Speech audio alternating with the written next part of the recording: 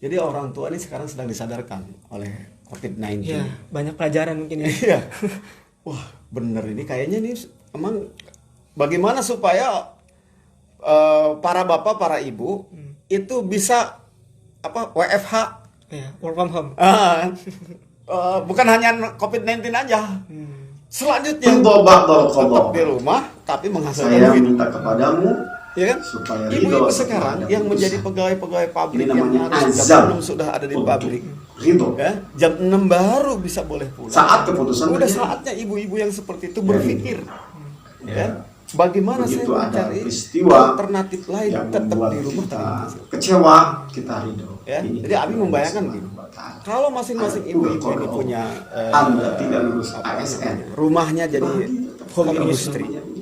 sudah kalau Ini hasilkan. hasil kampanye Anda Bahkan mungkin tidak kita, terpilih kalau perlu kita menjadi barter. calon, gitu. Walaupun habis Di media ratusan sosial juta. ibu ini menawarkan bolu, Ridho. ibu sana menawarkan Setelah ada tongseng, putus. gitu kan? Tinggal barter kan gitu. Iya. Gitu. Jadi masing-masing punya karya sehingga dia tidak meninggalkan rumahnya dan bisa mendidik anaknya. Gitu. Ini perlu ada revolusi kehidupan. Iya. Ya, ini COVID-19 itu membuat kita termasuk revolusi pendidikan. Abi dengan guru-guru nanti insya Allah hari Senin akan diskusi dengan para kepala sekolah. Bagaimana kita memberikan layanan pendidikan dalam kondisi seperti ini. Gitu. Artinya orang tua punya peran mendidik anak saat anaknya ada di rumah. Guru punya peran saat anaknya belum bisa ke sekolah. Nanti ke sekolah kan sudah biasa itu mah. Ya. Kalau anaknya ke sekolah sudah biasa sih, dulu juga ada begitu. Nah, sekarang sudah kita pikirkan bagaimana guru punya peran mendidik anak, padahal anaknya di sekolah. Iya kan? Kan sudah ada yang menggulirkan homeschooling, gitu kan? Homeschooling. Nah ini yang harus kita reformasi. Emang kayaknya nih pas ya Indonesia sudah disiapkan oleh Allah untuk menghadapi COVID-19 ini. Itu Pak Menteri yang ditakdirkan ya walaupun dipilih Pak Jokowi ya. Tapi pada hakikat ditakdirkan Allah. Ditakdirkan Allah. Kita punya menteri ahli IT. Punten bukan ahli pendidikan. Gitu kan? Ahli IT. Ya, kemudian dia mendeklarasikan atau memasarkan, mengkampanyekan Merdeka Belajar. Iya. Nah ini terjemahnya Merdeka Belajar kayak gimana? Itu di dunia kampus juga banyak yang bisa menerjemahkan itu, Bi. Iya, jadi sederhananya merdeka dari sekolah. bisa jadi kayak gitu juga. Dari bentuknya itu udah bukan sekolah lagi gitu. Iya kan dulu kan kita sekolah gini, nggak merdeka kan gitu ya? Iya. Jadi aja dengerin guru gitu. Kita nggak merdeka. Lalu guru juga nggak merdeka. Iya. Kenapa? Karena jam sekian masuk, ya udah habis waktunya. Dia nggak merdeka mau menjelaskan apa. Belum tersampaikan. Kemudian metode yang mungkin ada terobosan yang ingin dia lakukan harus ada. Ini kayaknya harus ke lapangan. Ini nggak mungkin di kelas. Tapi terkungkung dengan biaya, terkungkung dengan jadwal lain. Misalnya gini, guru fisika, ya mau mempraktekkan proses dalam fisikanya, dia harus pergi ke alam, pergi keluar kelas. Pelajaran fisikanya dari jam 8 sampai jam 9. Kalau anak dibawa keluar jam 9 mereka harus sudah ada guru pelajaran yang lain. Kan nggak merdeka. Terbatas ya. Terbatas. Padahal itu dibutuhkan. Nah, mungkin sekarang dengan kondisi seperti ini merdeka belajar, ya anak-anak bisa mengeksplorasi, gitu. Nah, jadi ini yang kita perlu baca. Sisi lain gini, kita kemarin ini masih dijajah sampai sekarang sih sebetulnya kita masih dijajah. Anak yang tidak hobi matematika dipaksa harus belajar benar. matematika. Ya. Itu kan mereka nggak merdeka dia. Saya malah nggak perlu merdeka. Gitu kan? Saya nggak. Dia hobinya olahraga. gitu kan, hobinya olahraga, udah butak, udah stres dia kalau udah menghitung-hitung gitu kan. Iya, iya. Ini kan. Benar-benar. Nah, sekarang apa sih, kita kembalikan kepada fungsi belajar. Fungsi belajar itu apa? Jadi kalau dalam belajar, kalau kita terjemahkan dalam bahasa Arab, literasi itu tarbiyah. Gitu kan? Tarbiyah. Tarbiyah itu robba yurabbi, tarbiyatan. Tugasnya siapa? Rabbirhamhuma kama rabbayani shaghira. Iya. Sebagaimana kedua ibu bapak saya yang telah mentarbiyah saja sejak kecil. Mentarbiyah itu maksudnya apa?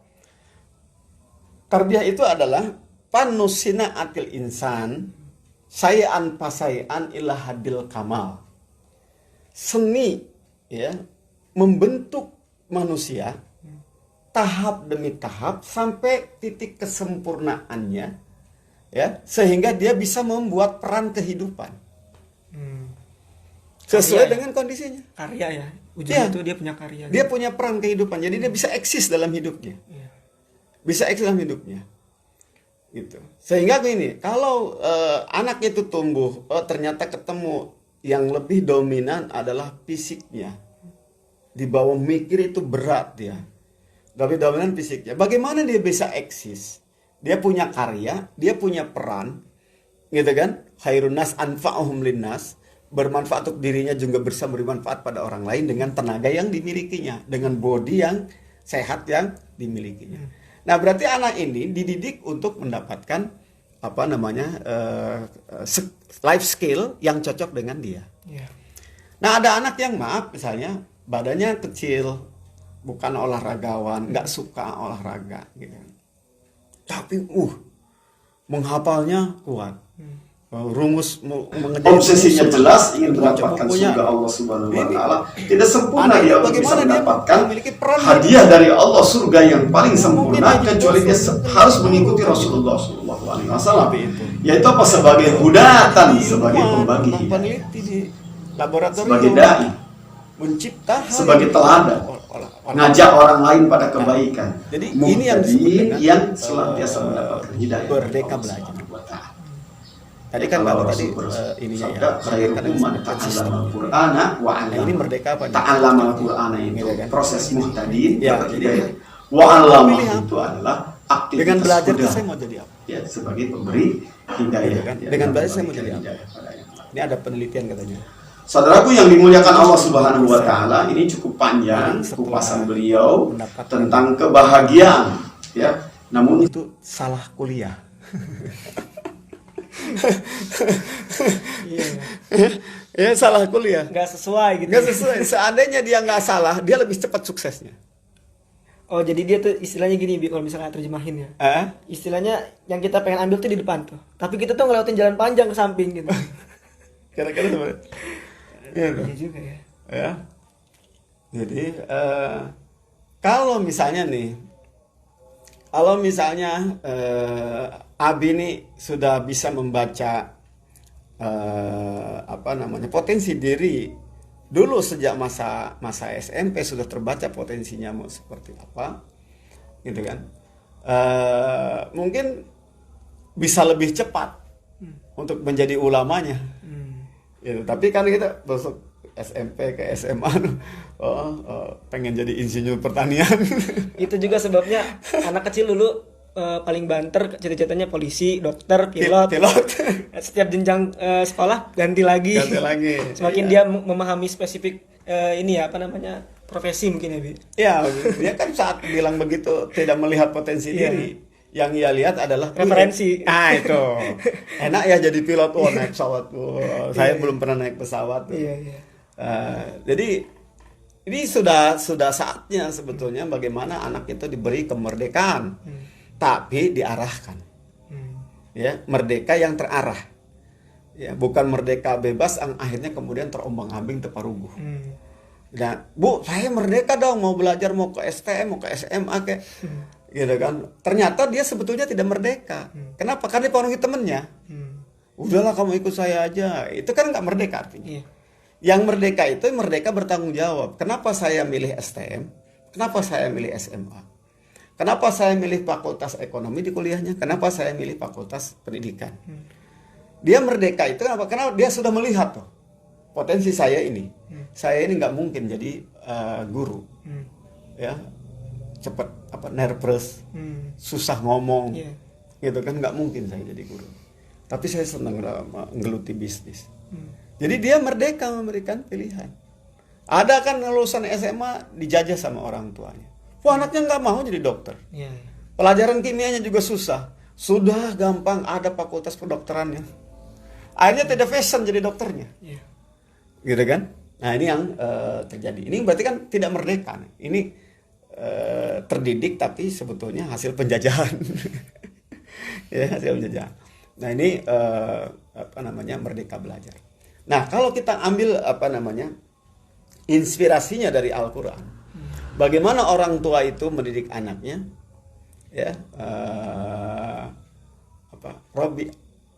Robbi auzi'ni an ashkura ni'mataka allati an'amta 'alayya wa 'ala walidayya wa an a'mala shalihan tardah wa aslih li fi dzurriyyati. Ya, jadi salah itu apa? Layak, pas gitu. Maslahat. Jadi bagaimana anak ini maslahat? Makanya Buya tidak mentargetkan kamu jadi ini ya, nanti kamu jadi ini ya, kamu jadi ini ya, enggak. Kamu harus menjadi khairun nas anfa'uhum linnas sesuai dengan yang kamu temukan. Oh, kamu senang di ekonomi, ya harus di ekonomi, tapi bagaimana menjadi khairun nas anfa'uhum linnas, menjadi soleh dalam masalah ekonomi. Saya mau menggeluti politik, yuk silakan, tapi bagaimana Anda soleh dalam berpolitik? Saya mau jadi pedagang, yuk monggo, tapi Anda jadi soleh di dunia bisnisnya. Bermanfaat tadi. Bermanfaat, khairun nas anfa'uhum linnas. Nah, lalu apalagi selain salah itu kan bermanfaatan, kemaslahatan. Apalagi doanya?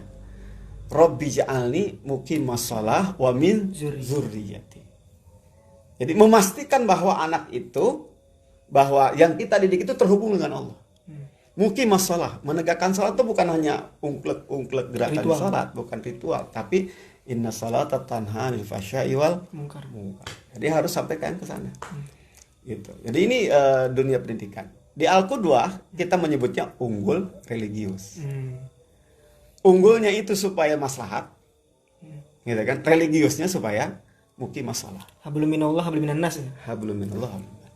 Untuk hablum minannas, untuk hablum minallah perlu religiusitas. Untuk hablum minannas harus punya keunggulan. Apa keunggulan Anda? Saya nggak banyak keunggulannya. Keunggulannya apa? Saya senang servis. Bermanfaat. Wah, pokoknya ada radio rusak beresin bisa. Ya nggak apa-apa. Apa keunggulan? Wah, keunggulan saya badan saya ini, saya senang olahraga. Ya udah. Anda bidang itu silahkan geluti. Kalau mau jadi guru ya guru olahraga. Gitu kan, senangnya olahraga. Kita kan seperti apa? Mengharumkan nama bangsa menjadi pemain bola handalan. Ya nggak apa-apa. Gitu kan? Bermanfaat. Gitu. Jadi jangan dipaksa anak itu kemudian harus menghafal Quran. Kalau nggak menghafal Quran kamu diusir dari sekolah, nggak boleh. Nggak merdeka. Karena bisa baca Quran itu standar. Religiusitas. Punya hafalan Quran karena untuk munajat kepada Allah itu religiusitas.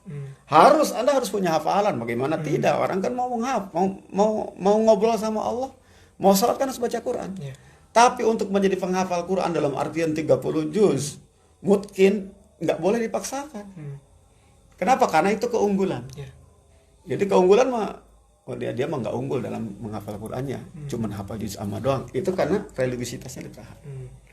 Jangan sampai begini, Ustadz saya mah bukan ahli menghafal, saya nggak mau menghafal Quran. Ya, sama sekali nggak mau menghafal, sama baca Quran. Saya mau jadi olahragawan. Olahragawan yang soleh, bisa baca Quran, bisa sholat kan gitu. Nah, berarti ada standar Quran yang harus dia miliki. Nah, jadi seperti itu. Nah, kembali ke apakah ini dibebankan ke sekolah? Gitu kan? Enggak. Mari kita contoh inspirasi dari kisahnya Nabi Ibrahim dan Ismail.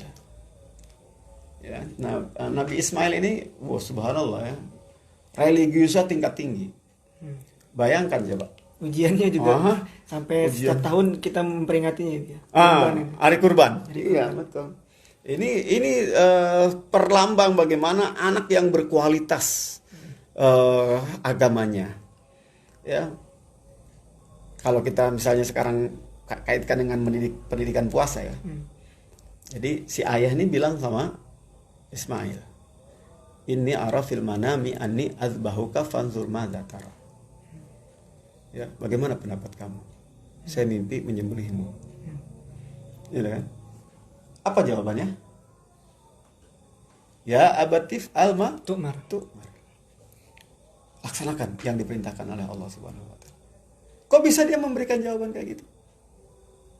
Ya, sekolahnya di mana? Ya, sekolahnya di mana? Bahwa mimpinya Nabi Ibrahim itu perintah Allah. Terus satajiduni insyaallah minas sabirin. Saya akan sabar. Coba belajar ke psikiater mana? Orang mau disembelih, silahkan, nanti saya sabar. Dari mana dia belajarnya? Siapa yang mendidiknya? Nggak ada sekolah waktu itu. Yang mendidiknya siapa? Ibunya. Karena Ibrahim, sang ayah, telah meninggalkan Ismail sejak bayi. Masih bayi merah yang nangis, lalu dari kakinya keluar Zam-Zam. Tinggalkan Nabi Ibrahim.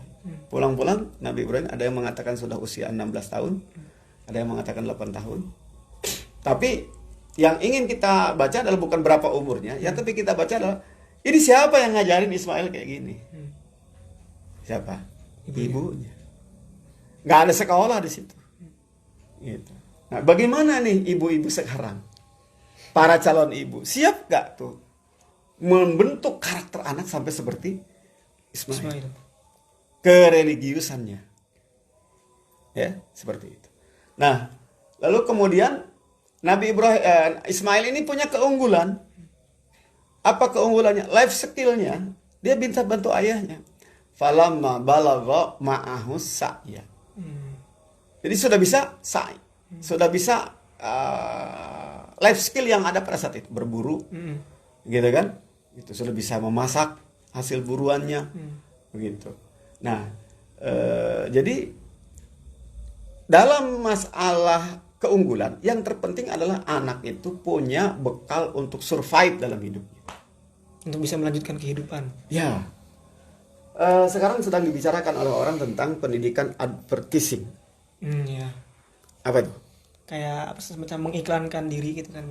Jadi kemampuan dia bertahan dengan kondisi yang ada, ya, survive.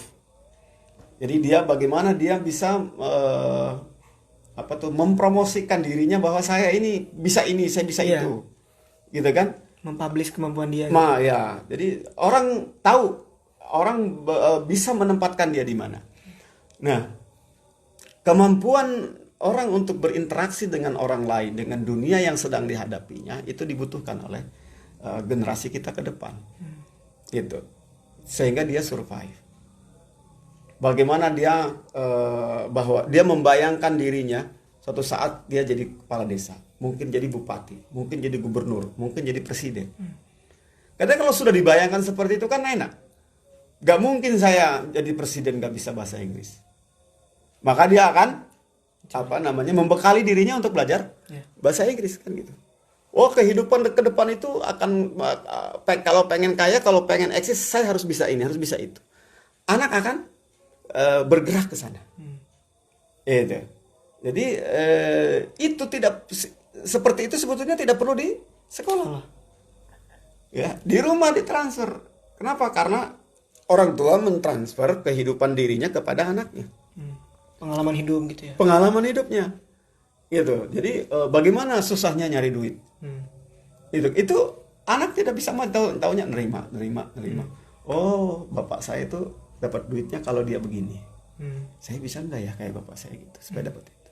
Tetangga saya dapat duitnya dengan dia seperti ini. Saya bisa enggak ya? Lalu dia kemudian ditambah dengan religiositasnya. Oh, ini cara dapat duit yang salah. Ini cara mendapatkan duit yang dibolehkan. Ini cara mendapat duit yang mulia. Ini cara mendapatkan duit yang hina. Gitu. Dari mana dapatnya? Ya, dari ibu bapaknya di rumah. gitu kan, seperti itu. Jadi dididik di rumah. Sekarang misalnya tentang puasa, kalau kita kaitkan dengan Nabi Ismail tadi, wahai anakku, kita lagi diwajibkan oleh Allah Subhanahu Wa Taala berpuasa, tidak boleh makan minum selama seharian, kan gitu. Kira-kira anaknya responnya gimana? Nggak mau lah bu, lapar nggak kuat kan gitu. Ya, nah kenapa dia berkomentar seperti itu? Karena dia belum mendapatkan transfer akidah dari ibunya, gitu kan? Jadi gimana transfer akidah dari ibunya? Ya ibunya saat berpuasa anaknya dibawa ikut. Ibu lagi ngapain? Lagi puasa nak. Ibu lagi menyembah Allah. Ibu ingin dapat ridho Allah Subhanahu Wa Taala. Itu mentransformasi akidah. Jadi nggak perlu pakai dalil. Ayat sekian memerintahkan puasa, kalau nggak masuk neraka. Nggak mesti harus jadi ustazah. Ya, cukup disampaikan. Ibu lagi ngapain? Lagi sholat, nak. Sholat itu kita lagi ngobrol sama Allah. Tadi ibu baru laporan sama Allah. Kita kan barusan dipanggil. Hayya alal falah, sini kamu mau menang nggak? Nah, ibu sudah menjawab tuh. Ibu sekarang, nikmat nak. Udah sholat, udah laporan sama Allah.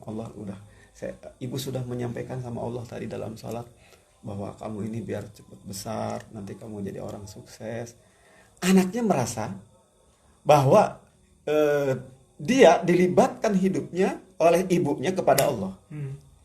Nah, dengan sendirinya dia akan mengikuti apa yang dilakukan oleh ibunya. Ibunya sedang pusing misalnya, sedang ada masalah. Tunggu nak ya, ibu mau munajat dulu sama Allah. Nah, ini transformasi akidah dengan sederhana itu tertanam pada anak. Gitu kan. Ayahnya bagaimana? Ayahnya mendidikan life skill, ceritakan oleh ayahnya. Lalu sekali-kali bukan hanya diceritakan, tapi anaknya diajak untuk bersama ayahnya bagaimana dia mencari duit. Ya, yang tani anaknya dibawa ke tani. Dia tanam nak, nanti ini 4 bulan lagi berbuah. Misalnya dia nanam jagung. Ya, jadi kita harus sabar nungguinnya. Nah. Lama amat ya, sabar begitulah. Kita kemarin makan jagung juga itu kan hasil nanam dulu. Begitu anak bapaknya naik pohon kelapa. Ini pohon kelapa nih yang kita barusan makan dogannya enak kan. Ini dulu yang nanamnya kakek kamu. Kan gitu. Dia yang nanam kakek, yang makan cucunya. Jadi kamu juga nanti begitu. Nah, dia berpikir kan. Nah, itu terasa bagaimana survival dalam hidup. Gitu, dibawa ke hutan gitu kan. Bagaimana cara berburu, bagaimana cara menangkap ikan. Survival. Jadi ingat waktu dulu mungkin Nabi sering ngajak ceramah gitu ya. Iya, betul gitu. Benar-benar berkat. Ini salah satu cara rezeki Allah gitu kan. Tentang kayak gitu. Saya mungkin nanti ke sana gitu kan. Nanti kita lihat tuh orang lagi nyangkul di sawah. Dalam rangka apa? Ya nyari rezeki dari Allah Subhanahu wa taala. Apa saya harus begitu nanti? Kan gitu, seperti itu. Nanti kita akan mengetahui itu bagaimana seseorang itu punya life skill yang dibutuhkan untuk dia bertahan dalam hidup. Gitu. Ya, bisa ada ini kita jam berapa sekarang? Udah 1 jam, kayaknya sudah hampir 1 jam. Okay. Kalau misalnya judulnya berbincang emang nggak kerasa. Ya, mudah-mudahan ada manfaatnya ya. Jadi kita bicara tentang COVID-19 ini dampaknya pada pendidikan, gitu, pada pendidikan. Yang Abi ingin juga sampaikan masalah ini kejiwaan. Ini masih kaitan dengan pendidikan, dengan COVID. Ini bagaimana anak disadarkan ya tentang kehidupan bahwa ada yang namanya bencana, ada bahaya, ada ujian, ada yang sifatnya kita perlu preventif, ada yang bersifat kuratif. Ya, preventif lebih utama daripada kuratif. Walaupun kadang bikin ribet. Misalnya apa? Harus pakai masker, cuci tangan, ya, PHBS diajarkan pada anak. Tapi memang harus disadarkan pada anak tentang bahaya itu. Nah, bahayanya, lalu kemudian bagaimana pencegahannya. Lalu kemudian kita juga harus sudah mempersiapkan dengan keluarga kita, dengan anak-anak kita, antisipasi. antisipasi kuratifnya apa? Nanti kalau nauzubillah di antara keluarga ada yang kena virus, harus begini. Jadi ada melakukan mitigasi juga ya. Harus kita dipersiapkan. Ya. Kemudian apa lagi? Kejiwaannya dan akidah bahwa sampaikan pada anak, kita memang perlu tawakal. Siapa yang akan kena virus itu sudah ada catatannya. Jadi nggak perlu takut. Diimbangkan. Ini pendidikan, siapa yang memberikan pendidikannya? Ya kan karena kita nggak kekumpul, kan kiai juga nggak kumpul di majlis taklim. Yang harus ngajarin siapa? Ibu bapaknya pada anaknya. Ya, nah memang gitu kan, sakit itu sudah ada ketentuannya, tapi kita harus cegah. Ya, harus ada langkah-langkahnya. Langkah-langkahnya, langkah pencegahannya ini, langkah pengobatannya kayak gini. Yuk kita mohon pada Allah, karena virus itu nggak kelihatan nyebarnya kemana. Ya kita berdoa mohon pada Allah. Sehingga peran pendidikan ini sangat penting dalam membentuk karakter, membentuk kejiwaan dan keselamatan, kebahagiaan seseorang. Ya. Mungkin udah 1 jam. Itu ya. Jadi teman-teman semua, jadi kita sudah membahas tentang temanya pendidikan kan dalam rangka Hardiknas juga. Kedepannya mungkin kita banyak lagi lebih luas lagi membahas. Mungkin tadi juga sedikit kesinggung tentang feminisme nih. Jadi lagi marak-maraknya feminisme dengan dikaitkan dengan peran keluarga, bagaimana peran keluarga di masing-masing rumahnya gitu kan. Dan bahkan mungkin sosial politik juga ekonomi bisa kita bahas selanjutnya gitu. Ya, COVID-19 banyak ininya sisinya. Iya. Ya. Kalau kita sepakati nanti ngobrol besok dari sisi ekonomi, banyak hal yang perlu kita angkat. Ya. Ya mungkin kita cukupkan sampai di sini dulu untuk malam hari ini. Terima kasih kepada teman-teman semua yang sudah menyaksikan agenda kita Bincang Buya dan AA. Ini yang insya Allah akan kita rutinkan ya Buya setiap malam mingguan. Ya, malam mingguan. Terima kasih atas kesempatannya. Kurang lebihnya mohon maaf. Saya akhiri. Assalamualaikum warahmatullahi wabarakatuh. Waalaikumsalam warahmatullahi wabarakatuh.